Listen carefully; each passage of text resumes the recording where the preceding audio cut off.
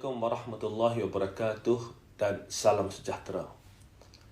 Kami di KPM menyedari bahawa ibu bapa dan guru-guru di luar sana berbincang mengenai isu beg berat dalam kalangan murid. Dan seperti mana yang kita sedar dan kita sedia maklum bahawa perkara berkaitan beg berat ini telah dibincangkan untuk satu tempoh yang panjang, hampir 3 dekad. Dan jika kita lihat pada tahun 1994, KPM pernah membuat kajian berkaitan dengan beban buku murid ke sekolah. Selain daripada itu, pada tahun 2000 juga telah dikeluarkan surat berkeliling ikhtisas berkenaan penggunaan buku kerja di sekolah. Pada 2008 dilaksanakan satu lagi kajian berkaitan beg berat murid di sekolah. Dan pada 2017, laporan kajian beg berat di sekolah juga dilaksanakan. Dan pada tahun 2018, satu surat siaran berkenaan dengan panduan menangani isu beg berat dikeluarkan. Walaupun telah pelbagai pendekatan telah diambil dalam satu tempoh yang panjang hampir 3 dekad, kita melihat isu berkaitan beg berat ini masih belum dapat diselesaikan.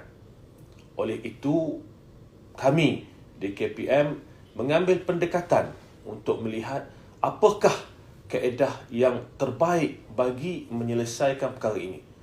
Walaupun kami apabila melihat perbincangan di luar sana belum menjelaskan secara terperinci apakah pendekatan yang ingin dilaksanakan, sebenarnya KPM telah duduk berbincang melihat secara menyeluruh apakah pendekatan dan perincian yang boleh digunakan untuk menangani isu beg berat. Dalam konteks ini, tumpuan kita khusus adalah selain daripada murid sekolah rendah secara keseluruhannya, tumpuan kita juga khususnya adalah pada murid tahap 1, iaitu anak-anak kita yang berada di tahun 1, 2 dan 3. Di sini saya ingin berkongsikan 7 ketetapan dan perincian KPM untuk menangani isu beg berat ini secara menyeluruh.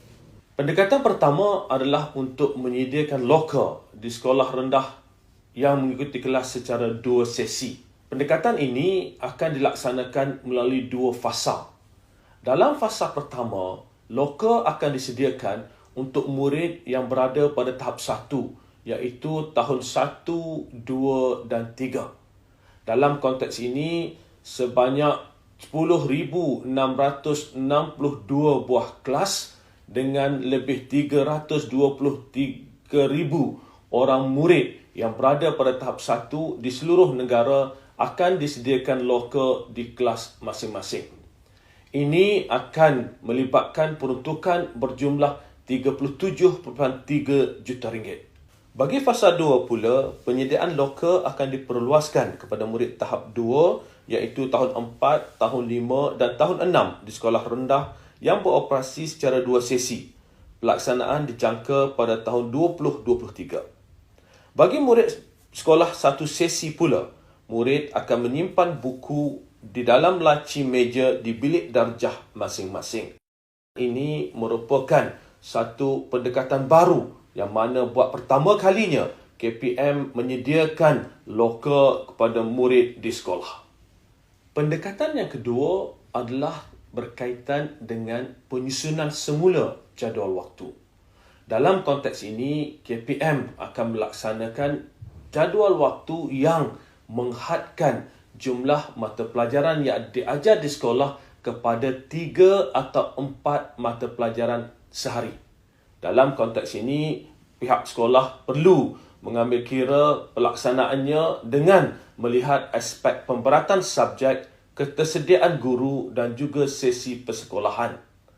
Di samping itu juga, sekolah akan diberi kelonggaran untuk menyediakan jadual waktu mengikut kitaran minggu. Berdasarkan jadual waktu mengikut kitaran minggu, hanya subjek-subjek tertentu akan diajar dalam sesuatu minggu itu. Ini membolehkan jumlah buku teks yang dibawa atau buku-buku aktiviti yang dibawa ke sekolah dapat dikurangkan. Pendekatan ketiga adalah berkaitan dengan buku latihan. Apabila kami turun ke sekolah, kami dapati ramai murid yang membawa lebih daripada 2 buku latihan untuk sesuatu mata pelajaran. Ini secara tidak langsung menambah berat kepada beg mereka. Oleh yang demikian, kita telah menetapkan bahawa bilangan buku latihan untuk sesuatu mata pelajaran itu adalah tidak melebihi 2 buah buku pada satu masa, dan setiap buku latihan ini tidak boleh melebihi 80 muka surat. Pendekatan keempat adalah berkaitan dengan buku aktiviti dan buku kerja. Dalam konteks ini, murid hanya dibenarkan untuk menggunakan buku aktiviti yang disediakan oleh KPM.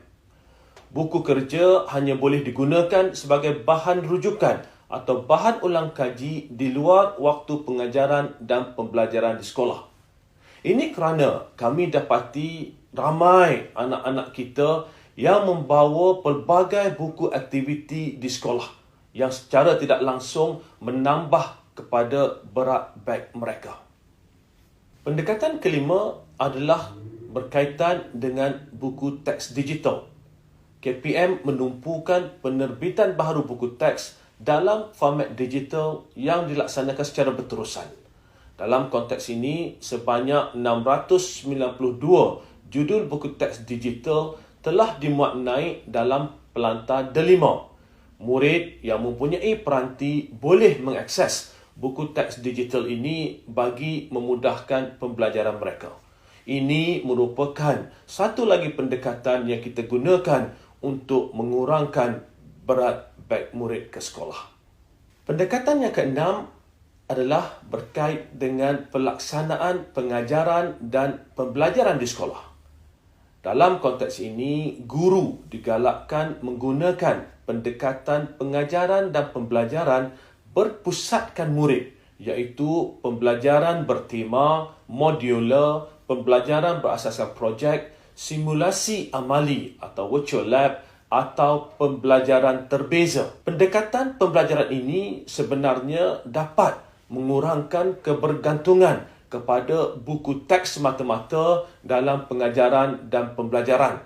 Ini bukan sahaja dapat membantu mengurangkan berat beg sekolah anak-anak kita, namun pada masa yang sama dapat meningkatkan keberkesanan pengajaran dan pembelajaran dan juga dapat mewujudkan persekitaran pembelajaran dan pengajaran yang lebih menyeronokkan.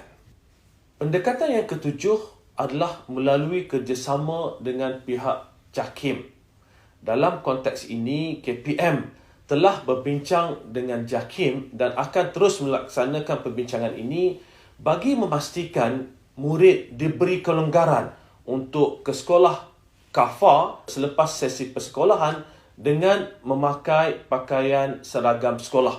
Ini secara tidak langsung membolehkan murid untuk tidak perlu membawa pakaian kelas kafar ke sekolah dan menukarnya bagi mengikuti kelas kafar selepas waktu persekolahan. Saudara-saudari, ketujuh-tujuh pendekatan tadi tidak akan memberi impak yang optimum sekiranya ia tidak dilaksanakan dengan baik. Oleh yang demikian, KPM akan memberi tumpuan khusus kepada pelaksanaan pendekatan-pendekatan yang disebutkan tadi. Dalam konteks ini, KPM akan menubuhkan sebuah pasukan petugas yang akan melaporkan secara berkala pelaksanaan inisiatif untuk mengurangkan beban beg berat ini. Jawatankuasa atau task force ini akan melihat secara terperinci pelaksanaan di peringkat sekolah bagi memastikan kita dapat melaksanakan intervensi yang perlu sekiranya pelaksanaan tidak berjalan seperti mana yang telah ditetapkan. Kita juga memerlukan kerjasama erat daripada ibu bapa. Dalam konteks ini, ibu bapa perlu membantu KPM dan juga pihak sekolah untuk memastikan anak-anak kita membawa buku ke sekolah berdasarkan jadual yang telah ditetapkan. Berdasarkan pemantauan kami, ramai anak-anak kita yang membawa hampir keseluruhan buku-buku mereka ke sekolah tanpa mematuhi jadual waktu yang telah ditetapkan oleh pihak sekolah. Sekali lagi saya menyeru agar ibu bapa bersama-sama dengan kita memastikan pelaksanaan 7 pendekatan ini dapat berlangsung dengan teratur dan berkesan bagi memastikan supaya isu beg berat ini kita akan dapat selesaikan bersama. Kepada ibu bapa, guru-guru dan anak-anak sekalian, kami di KPM akan terus usahakan yang terbaik. Kami telah duduk berbincang melihat apakah pendekatan yang paling sesuai dan telah menyebut satu persatu pendekatan tadi. Selain daripada itu, kita telah jelaskan bahawa satu pemantauan akan dibuat secara lebih menyeluruh bagi memastikan setiap pendekatan itu dapat dilaksanakan dengan baik. Kita juga menyeru ibu bapa untuk memberi kerjasama kepada pihak sekolah dan KPM bagi memastikan perkara berkaitan beg berat ini dapat kita selesaikan. InsyaAllah dengan usaha, kerjasama dan keyakinan ibu bapa kepada pendekatan yang ingin dilaksanakan oleh KPM ini, kami yakin bahawa isu beg berat ini akan dapat kita selesaikan bersama. Sekian, Assalamualaikum warahmatullahi wabarakatuh.